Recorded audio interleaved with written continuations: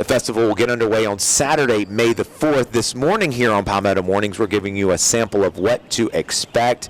And we have our handy-dandy, what would you call this, map, right? Yes, brochure, map, all the vendors. I mean, this is a great map. It gives you a whole map of what the park looks like. It's got numbers, so like you are here kind of things. It's great. Kids, this is why in school you need to learn how to read a map and a legend, because even though we've got GPS in today's world, a GPS out here at the festival is probably not going to help you, only to track your steps and your heart rate. But there is so much going on with the 15th Annual South Carolina Strawberry Festival. We have Chris Sardelli from the town of Fort Mill joining us here. And Chris, my goodness, you have 194 booths out here at Walter Elijah Park. This is a big park. You guys have just squeeze them all in and then some. We do. Good morning. It's great to be here. Thank you for having me. Yes, we do. We find a place for everybody. But this is a great year. We have so many different kinds of vendors, lots of food, lots of arts and craft and businesses, sponsors, and we managed to fit them all in. So it's great.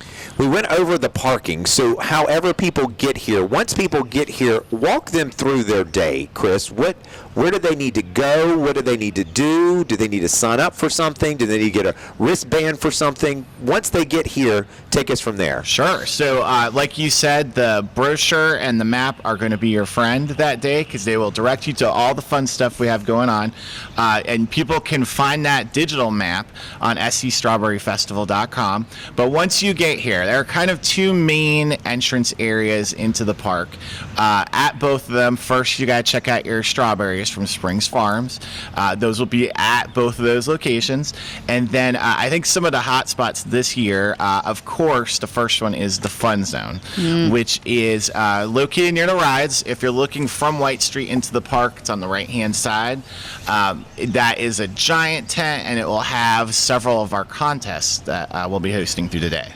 What are those contests that people can be expecting and looking for? Sure. So we usually have 3. This year we have 4. And the 4th one's pretty exciting, but they're all great. The first one's going to be the Strawberry Baby Contest. That is from 11:30 to 12:30, and you can register about an hour beforehand.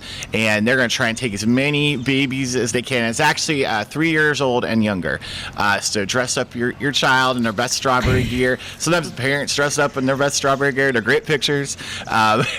Everyone loves that. The grandmas love that one. And the competition is only open to the kids, no matter how cute you think you are as the adult. Yes. Yeah. It's only the kids. Okay. You can pose with them. Sometimes you have to hold your baby out because they're little. So you want to look good too, but you don't get an award. So after that, from 1 to 2 is the Strawberry Doughnut-eating contest. And those donuts are from the Peach Stand.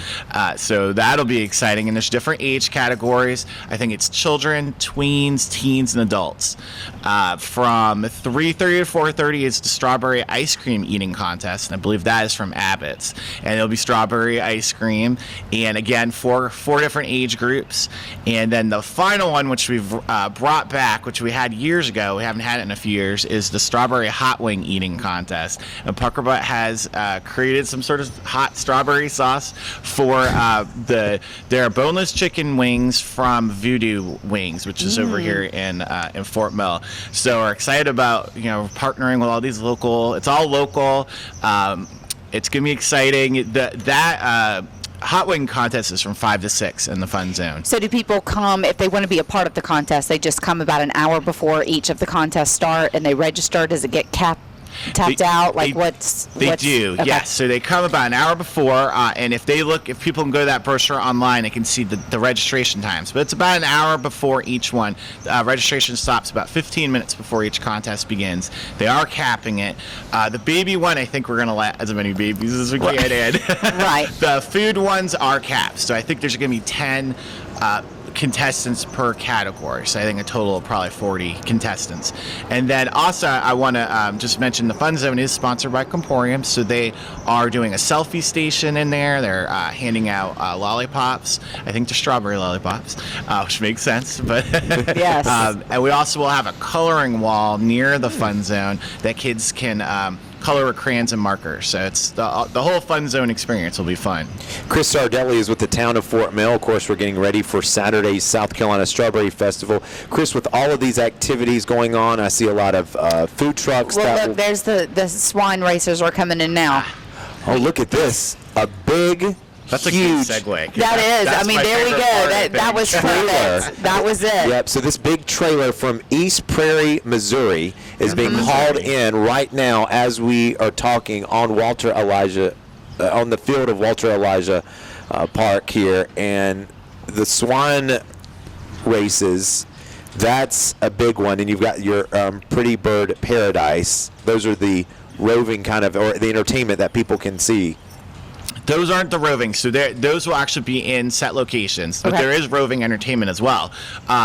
The swine racers are excited because we used to have pig races years ago, and then unfortunately after COVID that kind of fell off, and that was the one thing people always tell us, where are the pigs?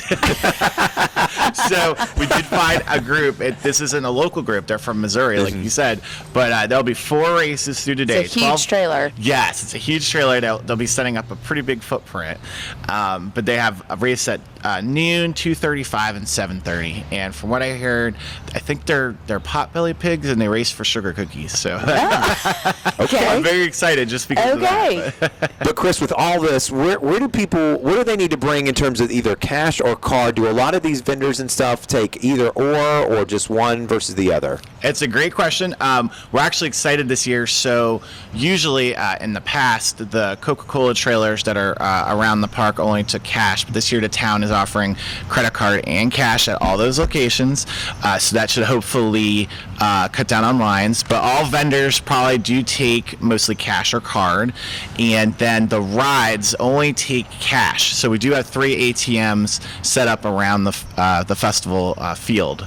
And I know we're paying close attention to the sky, and there is just a little update on the South Carolina Strawberry Festival's website that you all are also monitoring the weather and in contact with the National Weather Service. So just pay close attention to the website as well as social media channels in case a decision has to be made throughout part of the festival. But all will be good, and the man upstairs will grant us great weather for sure. Right. Chris Sardelli, once again, is from the town of Fort Mill. Here is to a fantastic 15th annual South Carolina Strawberry Festival. Great.